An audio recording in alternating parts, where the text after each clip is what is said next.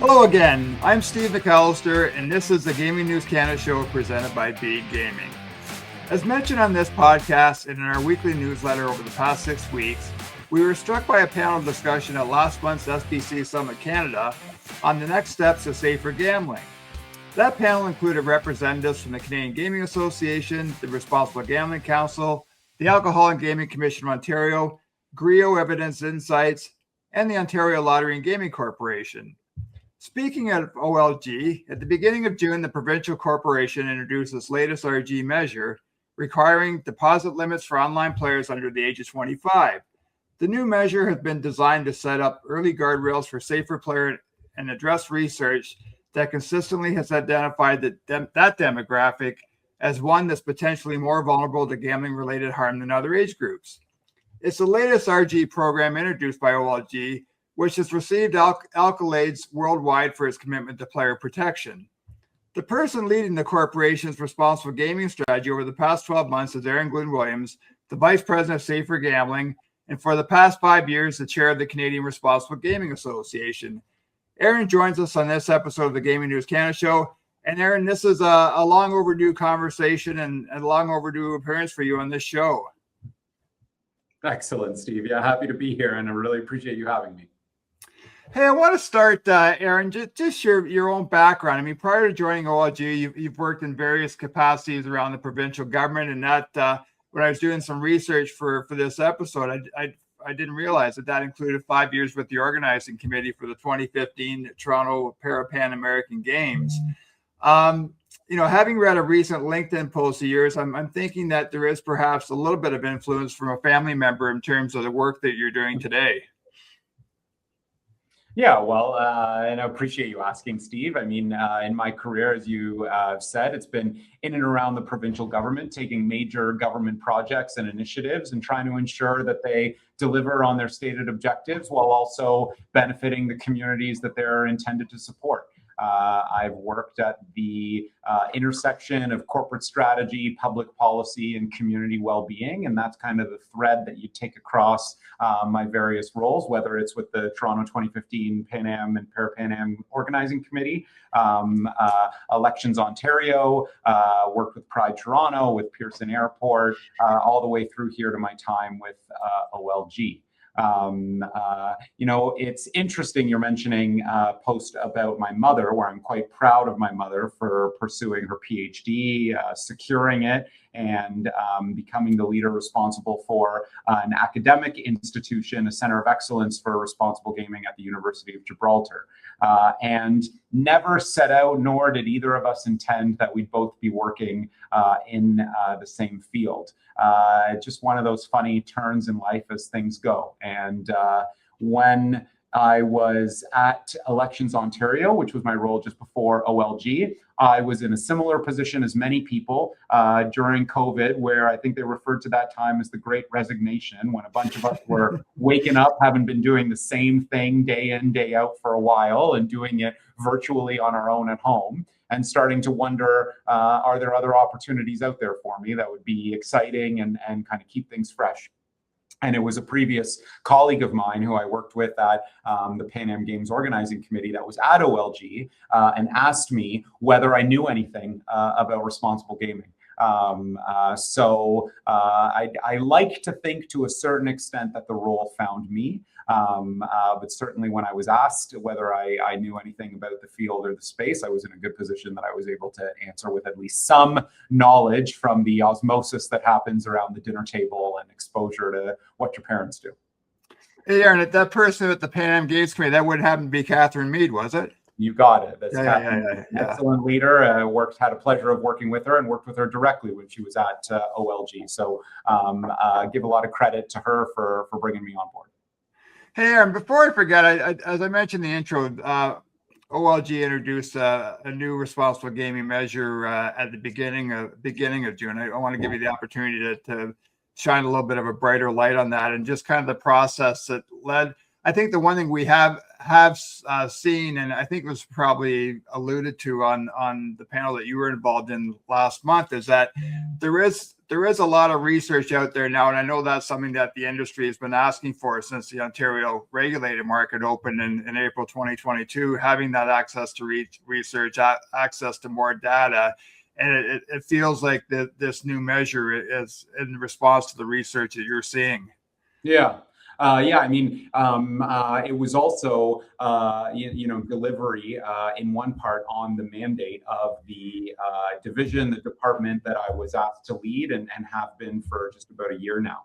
OLG intentionally created a safer gambling team just over a year ago. And that was a team that took all of the former portions of our responsible gambling team and moved it in with our gaming integrity, security, and surveillance function that operates and administers self-exclusion and our facial recognition program at casinos and land-based gaming venues. And then also with the mandate to stand up a proactive outreach and intervention unit that took components of the team that was doing that work from our customer care area. So we made an intentional decision to centralize functions and ensure that we were acting in a more proactive way, where we were responding to risk where we saw it and taking action to support our players in having a more sustainable experience and playing in a safer environment. And one of those areas that we've persistently seen across the research in our own player data and in the broader public discourse is the risk that young people are facing, and that risk is real for a number of reasons, not just the state of brain development at that age, the influence of social media and peer pressure, and some of the exposure early on to gamification features and early forms of gambling in games that are designed to appeal to that younger audience. And so what we're seeing is a confluence of all of those development factors meet this expanded availability, and that is materializing in real risk in that player base. And we wanted to take an intentional step, albeit a fairly small one, to make sure that that group that we know is more at risk and we see the risk materializing, that they're getting comfortable playing with safeguards that respect their choice. They're able to set it at a rate that they feel comfortable with, but it introduces that moment of pause in gameplay where that specific player population has to reflect on what they feel comfortable gambling and get comfortable playing with the safeguards that we know are effective at reducing harm and ensuring people are playing sustainably. It's probably a little early in the game with regards to this measure, but I just wonder with things like my play break that OLG has put into place, like what is the response to those to having the opportunity to set deposit limits? Do you find that your customers are embracing, might not be the right word, but they're certainly they are buying into those types of programs? Well, I mean, in a lot of these things, the devil is in the details, Steve. And so the message and the interventions have to be friendly, easy to understand, and it has to be very easy for the player to take the action that you're recommending them to take. And so it was easier for OLG to deploy that type of initiative because of the investment that we've been doing over the past few years to really improve our ability to intervene in simple and effective ways with players. So we already had the capability to serve up the message, encourage a limit be set, make sure that the limit can be set directly in the message. That's a key thing with these interventions. The more friction you introduce, if I have to click on a link to get taken to a page, to then click on another box to actually do what you're asking me to, you see massive drop off in people actually following through with that action. So we had the capability to make sure that we were deploying this in a simple and effective way. And we've seen a really promising response so far. It is too early, but we are monitoring this. We're monitoring this with control groups in that same age group, as well as those who are outside of the age category, but play in similar ways. And we're seeing what the response is for those that are getting the safeguard versus our control groups. And we're seeing that There's very good uptake. We did some focus groups with our own players in the lead up to this, as you would imagine. So we had good confidence that this would be intuitive and seen as helpful to players. And we're seeing that bear out. They're using the tool, they're setting the limit, they continue to play. They're not leaving our platform for other competitors. That's always a good test in an open competitive environment. Are they just going to leave and go elsewhere? And we've been really pleased with the response that we've seen so far, but we'll continue to monitor and make sure that we're using it effectively. Is your iGaming platform ready for Alberta? Bede Gaming is ready to support your new market entry with a SOC 2 compliant platform, multi-tenant infrastructure model, and unlimited configurability. Future-proof your iGaming performance today with a solid foundation for your next province. Bede Gaming is your partner for success. Get in touch at bedegaming.com. Aaron, is there any similarities? We talk so much about online gaming these days, but OLG, you're the corporation wears multiple hats, right? It offers lottery, it offers retail store gambling opportunities, land-based casino opportunities. That under 25 or that younger demographic, are there similarities between online and retail based? And I ask that just because it does feel like the pandemic, the land-based casinos are still trying to I guess not just the pandemic necessarily, but it's a very competitive sports and entertainment landscape out there today, and land-based casinos are fighting for their piece of the pie. But do you see any similarities with the demographic? Yeah, we do. I mean, the people, especially when you're looking at a certain age group and young players and young men in particular, you would imagine there's some similarity, and it's not a vastly different young man that's playing in the casino environment or that has an online iGaming account. And to be fair, one of the things that we're seeing that is cause for concern and cause for attention that we've been discussing is that risk is more concentrated in that group. So we see lower rates of positive play, good signs of like setting a budget intentionally, staying aware of how much time and money you're spending playing, that you understand how the games work, all of those positive attributes that you look for in terms of a sustainable player. We see lower rates of that with younger players, greater volatility in their spend and in their play experience. And so we do see signals within our own player base that support the growing body of research that you would imagine you would see, that this group is one that is more at risk, that feels that safeguards might not be needed or apply to them. And so those are the very people you want to make sure your program is relevant and geared for. So it is different for OLG, where when we talk about OLG.ca, our online platform, that's where we are direct to consumer. We operate a platform that has players playing directly with us. In our retail lottery environment, that's where we're managing that through a broad retail network and small and large and medium-sized businesses that are selling our products. And then in land-based gaming, we play a conduct and manage role, where we're setting the policy framework and the providing the program that our service providers are operationalizing. So we take a slightly different approach in terms of how we address that risk, depending on the line of business that we're looking at. But we do see that the risk is real, it's present, and it merits attention and action on part of responsible operators. I mentioned in the introduction that the SBC Summit Canada and the panel that you were part of, and I'm hoping you can help me here. I'm trying to remember the person who represented GRIO Evidence Insights on that panel. Well, Liz Luck, who's the Chief Strategy Officer at GRIO, is moderating the panel for us. Yes, thank you. And then, of course, Amanda Brewer from the Canadian Gaming Association, Sarah McCarthy from the Responsible Gambling Council, and Jay Wellborn from the AGCO. And I thought it was a great group, and there were a lot of nuggets from that panel. And I wanted to read back a quote from you, and there might be a little bit of paraphrasing here. So if that's the case, I apologize to you. But what struck me from your comments was this one, quote, "We want to operate in an industry where proactive steps we're taking are being mirrored, and we're acting on what other operators are doing. Social responsibility mandate, a social responsibility mandate comes from wanting to lift all boats." And there seemed to be,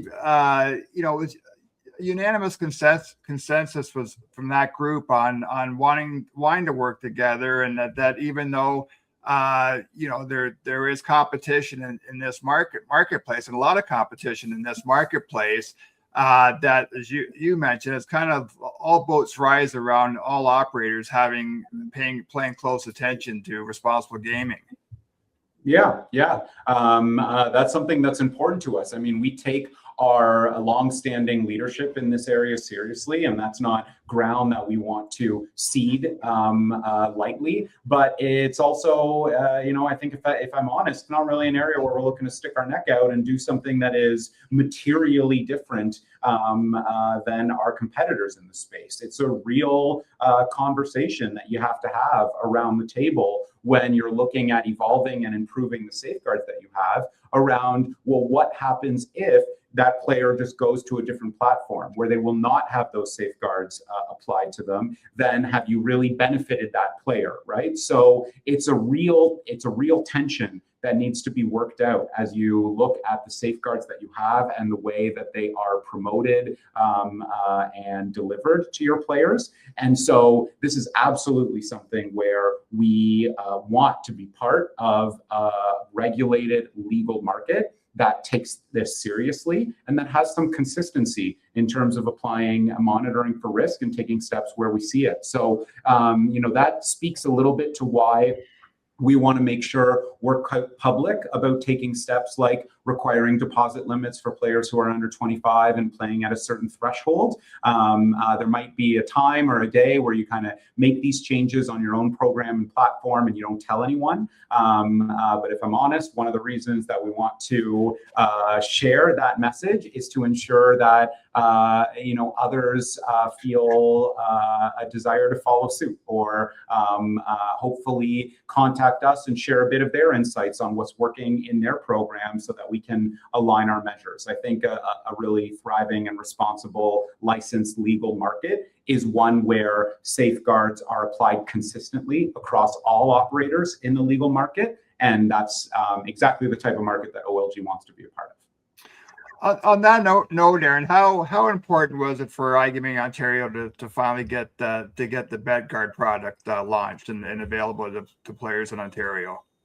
Well, we're thrilled about that, and my kudos to the whole team at iGaming Ontario building that type of a system and a really robust one like they built, which merits saying, right? It's not just that there's a centralized self-exclusion program. It's that it's been tested. It works across over 50 licensed platforms. It's got simple technology in terms of the ability to know whether someone trying to access your platform is on the exclusion system, but not simple to build or ensure is functioning across all of those operators. So we are really impressed and pleased with the work of iGaming Ontario in this regard. It was an important need in the market. We're already seeing a really strong response to BetGuard in terms of our own players and self-excluders who are visiting that site and who are registering. So we know that the need was there. I think next for us is not only making sure that is robust, that players who need it are aware that it's there and that they can register. Also merits saying that iGo spent a lot of time making sure that it was easy for players to access and register. So it's a very solid foundation on which OLG is looking forward to continue to build, integrate other forms of self-exclusion, understand how to make it easier and better promoted to players. I think what you can hear from my answer is a lot of enthusiasm over BetGuard being part of the market and a desire to continue to see it succeed. I asked Elaine McDougall and Lisa Kupris this question on the podcast, Elaine and Lisa with Responsible Gambling Council a few weeks back, and just there's a lot of messaging out there around responsible gaming. I wonder sometimes that there's so much messaging out there it gets confusing or whatever, and I just would like to get your thoughts, Aaron. Do you have some thoughts on the overall messaging across the industry and yeah. Is there messaging you like, and are there things that the industry as a whole can do better? Yeah, I mean, I think that's fair, and certainly Elaine and Lisa are titans in the space. and would have provided excellent insights on that question. And we benefit from working closely with Elaine and Lisa and the whole team at RGC, and have done so for 20 years and look forward to another 20 years of it. So thrilled with the work that they're doing.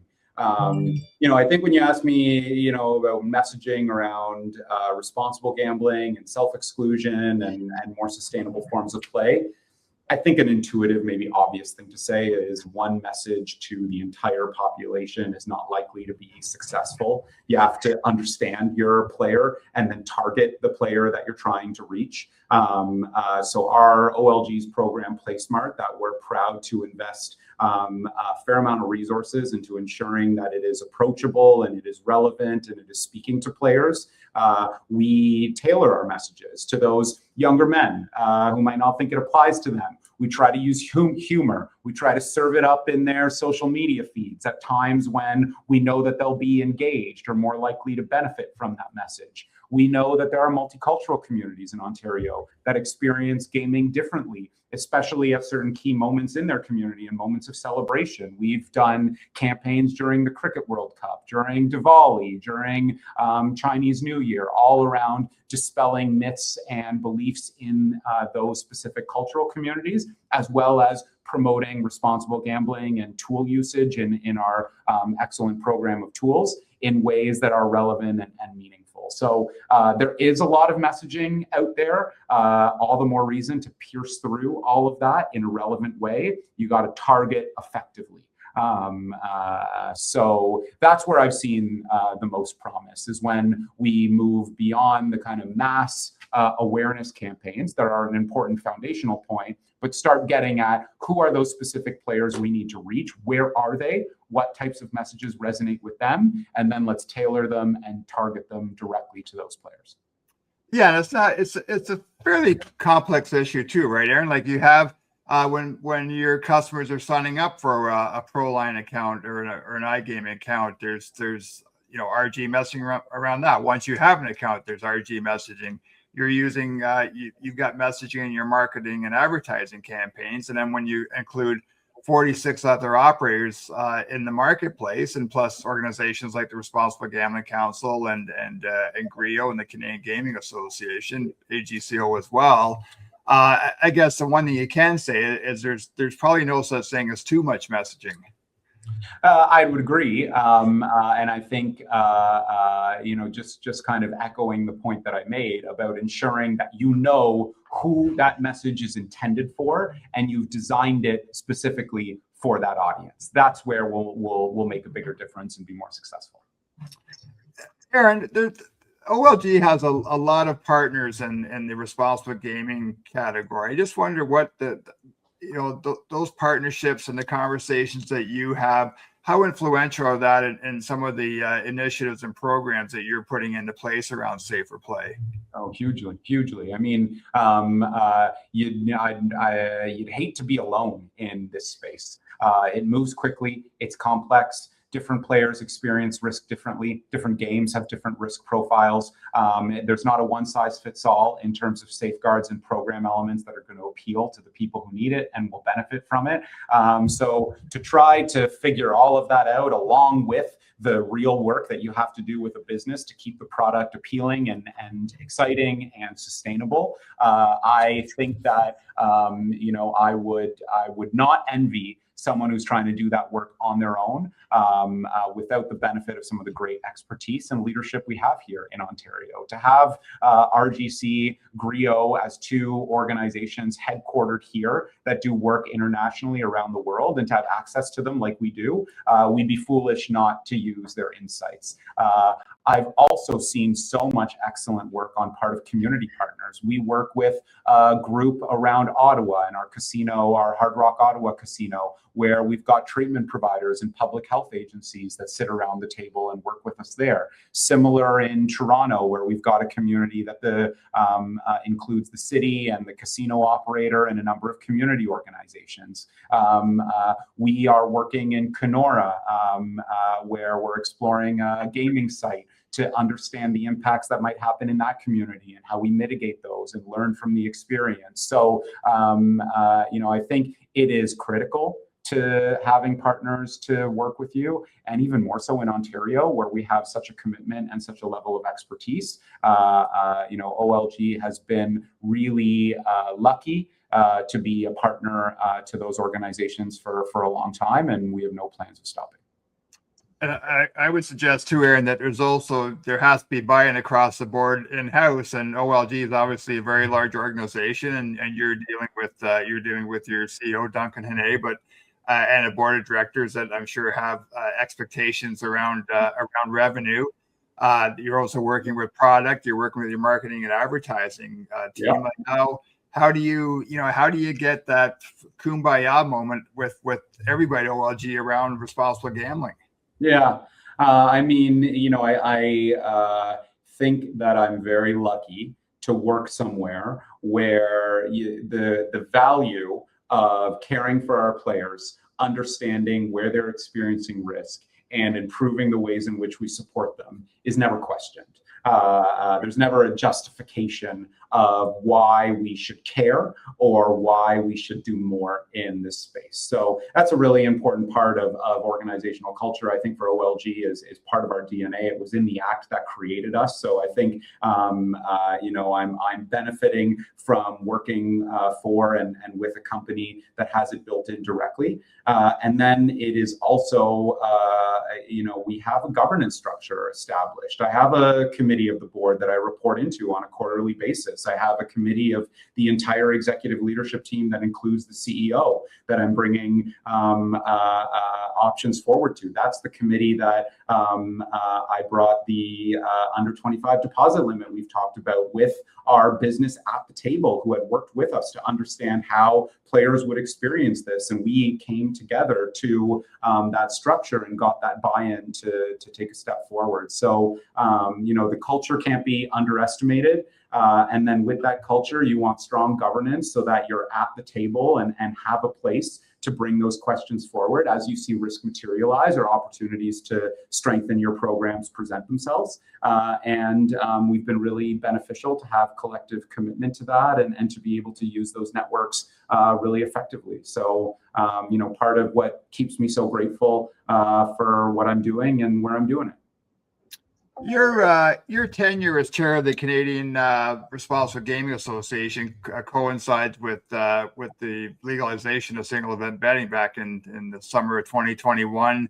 Sure. Obviously, the market launching in Ontario about less than a year later, and as I often mention in the newsletter, kind of a crowded house now.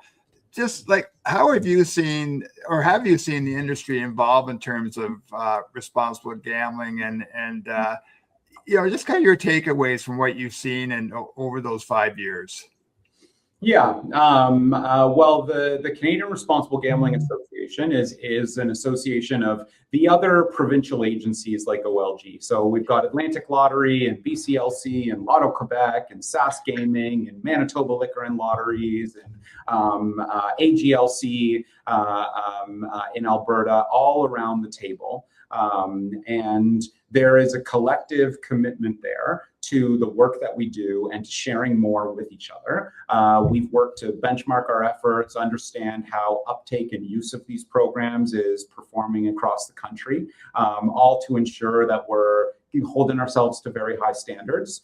I think one of the interesting observations, and you're kind of just asking me to think about it now, is, when I first got to take part in that association and that group around the table, there were still discussions around how do we make sure that the value of responsible gambling and safer gambling is broadly measured and understood within our organizations.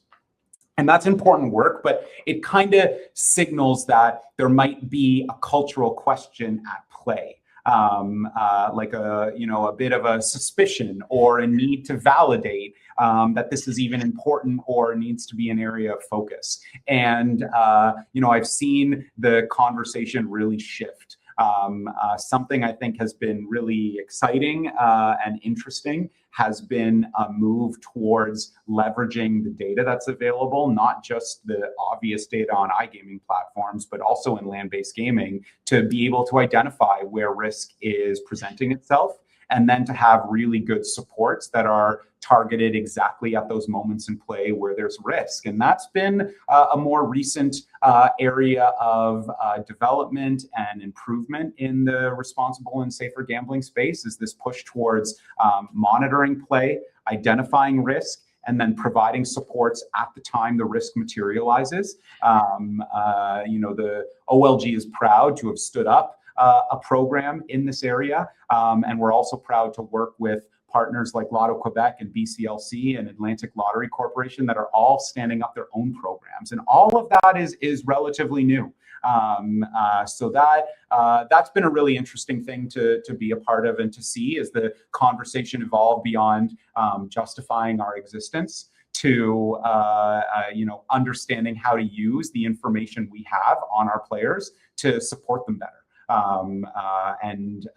That's a really interesting and engaging conversation to be a part of. I'd have to think there's almost been a greater sense of urgency too, Aaron, given that, what the pandemic did to a lot of Canadians socially. And then also, a lot of debate right now around the impact of social media on young people. And we've seen, not just the federal government in Canada, but governments across the world now, they're trying to introduce legislation to ban social media use around for children. And so it has been a very, like, the 5 years in the chair's position, it's also been a very volatile time, not just for the gambling industry, but I think other factors that do find their way into your industry. I'm glad you're giving me an opportunity to reflect here, Steve. Because I can be a really kind of optimistic and passionate guy about the work ahead and what we need to do. I think one of the opportunities you're giving me here is not to minimize or ignore the fact that part of the shift away from the justifying our existence and monitoring risk and intervening is because we have seen risk grow as availability has expanded across the country. Volumes into Connex Ontario have tripled or more so since the market is open. This is something that we're aware of. We're seeing signs of risk growing in the population across the country as availability and normalization of gaming has expanded at a pretty rapid pace. So it's important that we are recognizing that the risk is growing, and that we do need to take action to make sure that we're doing this sustainably. Because I think, whether it's COVID or political polarization or, any kind of trend in society that we're seeing, inequality, wealth disparity, what I think we're all feeling, the risk of AI, I could go on, is our communities are at risk.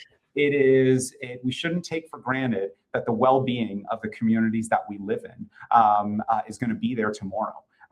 And so, I think it is important for anyone who's doing work, especially work that is profiting in ways that could further harm our communities, that we're being honest about that. And we're actually dedicating our time and our attention to mitigating and reducing that. Because I don't think there is much room to fray the bonds of our communities much further than we're seeing them fray. And I don't mean to then move from optimism to too much alarmism. I hope keeping a healthy balance here. But I do think it's important to recognize that our communities are at risk. Their well-being is really important, and anybody doing work that could impact the well-being of communities should recognize that there is a responsibility that they have to reducing the harm that they are creating.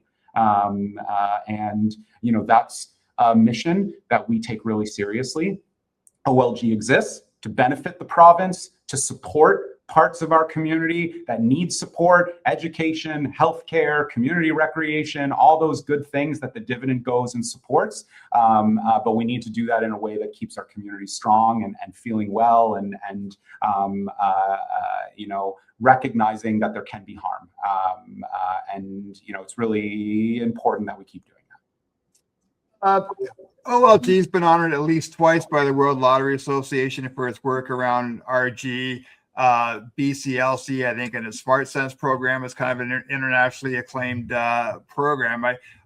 Is it fair for me to suggest that there's probably some healthy competition among the provincial lottery gaming corporations when it comes to responsible gaming initiatives? You might think so. I certainly don't experience that. Not in the sense of like you're trying to one up anyone.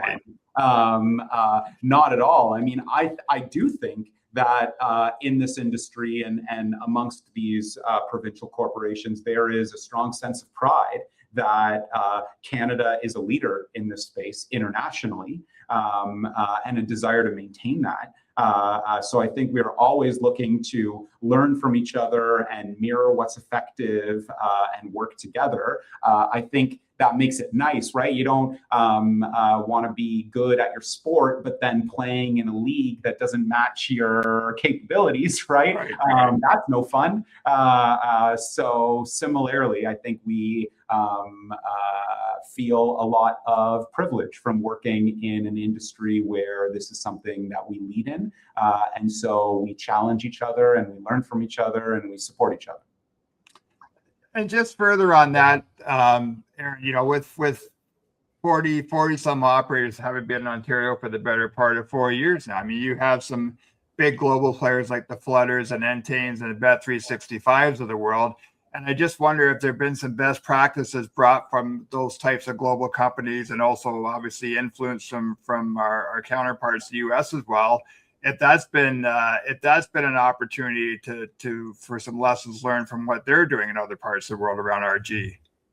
For sure, there are lessons learned across the community partners we talked about earlier, and certainly from those competitors that are coming with mature operations in multiple jurisdictions. I think in large part, a lot of that has been the use of data, the use of player data to find risk and to intervene appropriately. That's something that we know some of these long-standing large conglomerates have invested in and built some strong capabilities in. They have the type of scale that even with a province as big as OLG and a business as diverse as the one that OLG leads, they've got scale where they are in dozens of different countries, testing things and then deploying it across the portfolio. So I think that continuous use of our player data to mitigate harm, identify risk, and do it in a way that is engaging and keeps player sustainability in mind versus creates too much friction to drive them away. I think that is something that our competitors take very seriously,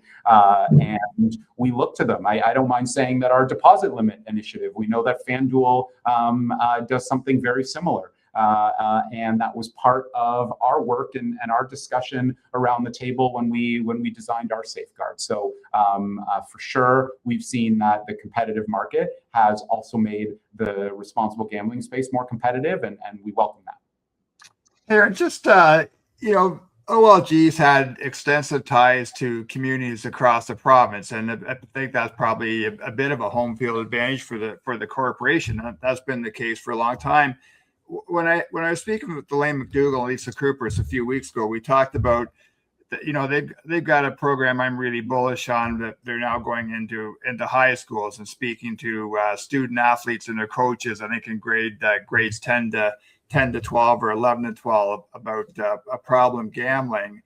And I just wonder, given your connections to communities, do you think there are opportunities to assist in programs like that, or for OLG to even become more involved with reaching out to certain organizations to spread the word around responsible gaming? Oh, absolutely. And we have, and we will. But I think it is important in what you just outlined that the ideas of what's needed and what's going to work are coming from the communities themselves, and that we at OLG are taking very much a back seat, but a supportive seat in amplifying and supporting that work. I think there would be obvious conflict and concern with an operator of gambling to then go into high schools or go into communities that are at risk from gambling and talk about how to minimize that harm or that risk. So and we recognize that. But the leadership that those community organizations are providing and the work that RGC is leading and providing is extremely important. And in whatever role we can play to amplify that, to support that, to make sure that it's having the expected impact, that's something that we want to do. Hey, Aaron, I want to finish just, I can't do a podcast without bringing up Alberta. So I do want to ask you about the Alberta market launching on July 13th and any advice or thoughts you have around the AGLC and Alberta iGaming Corporation as they get what appears to be is going to be a pretty robust market as well when it launches. I always hesitate to give advice, Steve. It implies that I think that I know something that others don't. And that's a personality trait that I'm working hard at minimizing. You never want to come off like the know-it-all or the one that has the answers when there's a lot that you can learn from others. And we've seen Alberta has responded to the fact that when availability expands, demand for treatment and support also expands. And we've seen that their model includes a portion of the gaming revenue being dedicated directly to mental health and addiction treatment and prevention. That's a real sign of leadership. And I'm really looking forward to seeing how that all materializes and the type of great work that it supports and the impact that it has, because I think that there's a lot that all jurisdictions can learn around accounting for the harm that will be created by the expansion and then putting measures in place right at the beginning to make sure that harm is being minimized and supported. So I think that there are some really positive steps that have been taken. As we look to self-exclusion regimes, it'll also be interesting to see the slightly different programs that are being built, whether the opportunity presents itself to integrate those programs. I think it is very important when self-exclusion is designed that the jurisdictions designing it have ways to detect people who might be breaching or attempting to access gaming, even though they have self-excluded, and that they know that those approaches are effective.